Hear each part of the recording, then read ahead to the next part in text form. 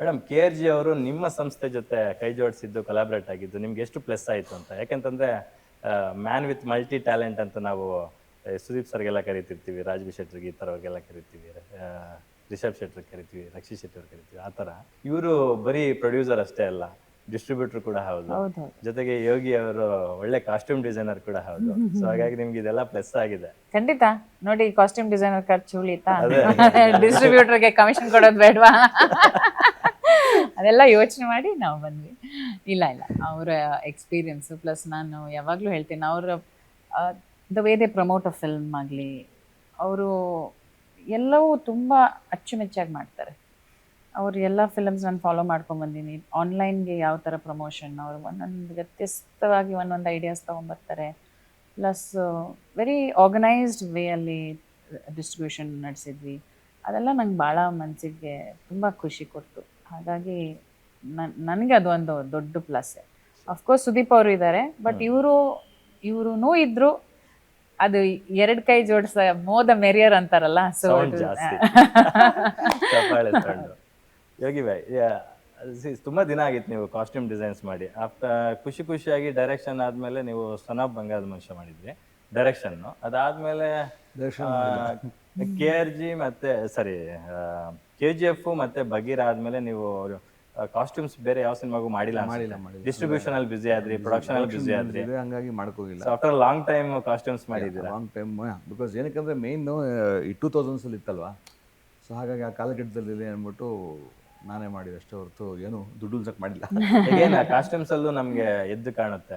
ಅವಾಗೆಲ್ಲ ಸ್ವಲ್ಪ ಚೆಕ್ ಶರ್ಟ್ಗಳು ಫೇಮಸ್. ನಾವು ಅವಾಗ ತಾನೇ 2000 ನಮ್ಗೆ ನಾವು ಅವಾಗ ಕರೆಕ್ಟ್ ಕಾಲೇಜ್ ಎಲ್ಲ ಮುಗಿಸಿ ಆಚೆ ಬಂದ್ವಿ. ಸೊ ಹಾಗಾಗಿ ಅದು ಗೊತ್ತಿತ್ತಲ್ವಾ ಸ್ಟೈಲ್. ಸೊ ಹಂಗಾಗಿ ನೋಡಿ, ಎಲ್ಲೂ ನೋಡ್ರೆ ನಿಮ್ಗೆ ಅದು ಫಿಟ್ಟಿಂಗ್ ಆ ಥರ ಇಲ್ಲ, ಅಥವಾ ಟಿ ಶರ್ಟ್ ಹಾಕೊಂಡು ಓಡಾಡ್ತಿಲ್ಲ. ಅಂದರೆ ಟಿ ಶರ್ಟ್ ಇದ್ರೂ ಲೂಸ್ ಥರ ಫಿಟ್ಟಿಂಗು. ಸೊ ಒಬ್ಬ ಮಿಡಲ್ ಕ್ಲಾಸ್ 2000 ಅರ್ಲಿ 2000 ಹೆಂಗಿದ್ರು ಆ ಥರ ಬೇಕಾಗಿತ್ತು. ಸೊ ಹಾಗಾಗಿ ಆಯ್ಕೆ ಮಾಡ್ಕೊಂಡು ಇಡೀ ಸಿನಿಮಾಗೆ ಅಂದರೆ ಎಲ್ರಿಗೂ ಎಲ್ಲ ಪಾತ್ರಗಳಿಗೂ ನಾನೇ ಮಾಡಬೇಕು. ತುಂಬ ಡೀಟೇಲ್ಡ್ ಆಗಿ ಮಾಡಿದ್ದಾರೆ ಪ್ರತಿಯೊಂದು. ವಾಚ್ ಇಂದ ಹಿಡಿದು ಆಮೇಲೆ ಹೇರ್ ಸ್ಟೈಲ್ ಇದೆಯಲ್ಲ, ಅವನು ಅದರಲ್ಲಿ ಬಾಬಿ ಡಿಯಾಲ್ ಫ್ಯಾನ್. ಅದು ಸೊ ಬಾಬಿ ಡಿಯಾಲ್ ತರನೇ ಬೆಳೆಸ್ತೇವೆ. ಆವಾಗೆಲ್ಲ ಹುಡುಗರು ಸಂಜಯ್ ದತ್ ಬಾಬಿ ಡಿಯಾಲ್ ಹೇರ್ ಸ್ಟೈಲ್ ಮಾಡ್ತಿದ್ರಲ್ಲ, ಆ ತರನೇ ಮಾಡಿದ್ದಾರೆ. ಇನ್ಫ್ಯಾಕ್ಟ್ ಬೈಕ್ ಕೂಡ ಆಗ ಅದು ಸಿಕ್ಕಾಪಟ್ಟೆ ಫೇಮಸ್. ಹೌದು, ಅವಾಗ ಸುಜುಕಿ ಅದು ಇತ್ತಲ್ಲ, ಒಂದು ಸುಜುಕಿ ಸಮುರಾಯ್ ಇತ್ತು, ಶೋಭನ್ ಇತ್ತು, RX ಇತ್ತು. ಅವಾಗ ಅದೇ ತಾನೇ. ಹೌದೌದು. ಅದು ಆಮೇಲೆ ನೀನು ನೋಡ್ರೆ ಝೆನ್ ಯೂಸ್ ಮಾಡಿದ್ದೀವಿ. ಅಂದರೆ ಆಗ ಏನಿತ್ತು ಅವಾಗೆಲ್ಲ ಯೂಸ್ ಮಾಡಿದ್ವಿ. ಅಫ್ಕೋರ್ಸ್ ಈಗ ಆ ಥರ ಸಿನಿಮಾ ಮಾಡೋಕೆ ಹೋಗೋದು ಅದೇ ಯೂಸ್ ಮಾಡೋಕ್ಕಲ್ಲ. ಬಿಕಾಸ್ ಇದ್ಯಾವುದೋ ಕಾರ್ ಯೂಸ್ ಮಾಡೋಕ್ಕಾಗಲ್ಲ, ಅಥವಾ ಈಗಿನ ರೋಡ್ಗಳು, ಅದು ಪ್ರಾಪರ್ಟೀಸ್ ಎಲ್ಲವೂ ಅದೇ ಬೇಕಾಗಿತ್ತು. ಸೊ ಅದು ನಮ್ಗೆ ಒಳ್ಳೆ ಚಾಲೆಂಜಿಂಗ್ ಆಗಿತ್ತು. ಕಿಚ್ಚ ಅವರು ಚಿತ್ರರಂಗಕ್ಕೆ ಪಾದಾರ್ಪಣೆ ಮಾಡಿದಾಗ ಒಂದಷ್ಟು ವಿಘ್ನಗಳು ಎದುರಾಗಿತ್ತು ಅವ್ರಿಗೆ.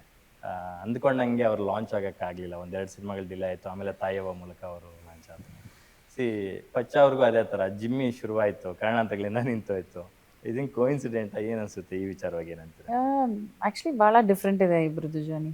ಸುದೀಪ್ ಅವರು ಒಂದು 6-7 ಫಿಲಮ್ಸಲ್ಲಿ ಲಾಂಚ್ ಆಗಿದ್ರು, ಬಟ್ ಅದನ್ನು ಕಾರಣಾಂತರಗಳಿಂದ ನಿಂತೋಯ್ತು ಅಥವಾ ಡಿಲೇ ಆಯಿತು, ಆ ಥರ.